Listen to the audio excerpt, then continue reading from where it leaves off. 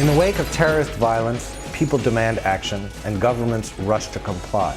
Sometimes this means rounding up innocent people, imprisoning them, and then refusing to admit the mistake. No, my husband's innocent! God have mercy on him! Patrick Joseph Armstrong. That's what happened with the Guilford Four, who were wrongly convicted in the 1970s of involvement with an IRA terrorist plot.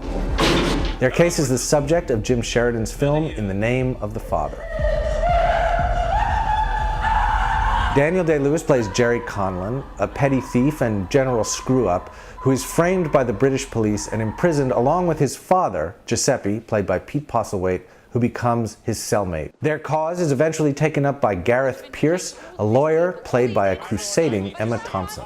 Someone, either that man or his superior or his superior's superior, ordered that these people be used as scapegoats by a nation that was baying for blood. My lord! In return for the innocent blood spilled on the streets of Guildford, and by God, you've Mrs. got Pierce your is blood, making a Mr. political Nixon. speech. While it's certainly satisfying to be roused to a state of righteous outrage by this movie, what makes it great is its depiction of the changing relationship between father and son. Sheridan elicits powerful and subtle performances from these two extraordinary actors, Pete Postlethwaite and Daniel Day-Lewis.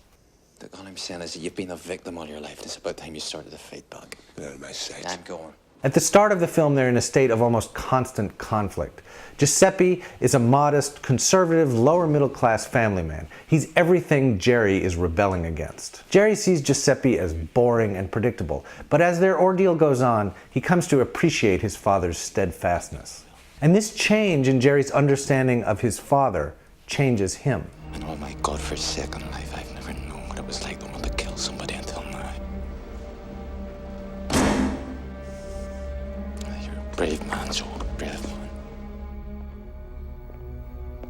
Jared Cannon, back on the threes. Day-Lewis captures every stage and nuance of this transformation. Before he goes to prison, Jerry is not just angry and defiant, he's also exuberant and charming. And the maturation that happens once he's behind bars is a slow, halting, painful process.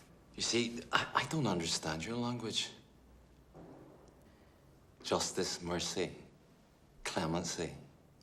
I literally don't understand what those words mean. This is an overpowering and inspiring performance, but it's not that Jerry Conlon is exactly what you'd call a hero. He's a person, caught up in horrific but all too real circumstances. And it's Day-Lewis's ability to take us inside this man's experience that makes the sense of injustice this movie produces so acute, so personal.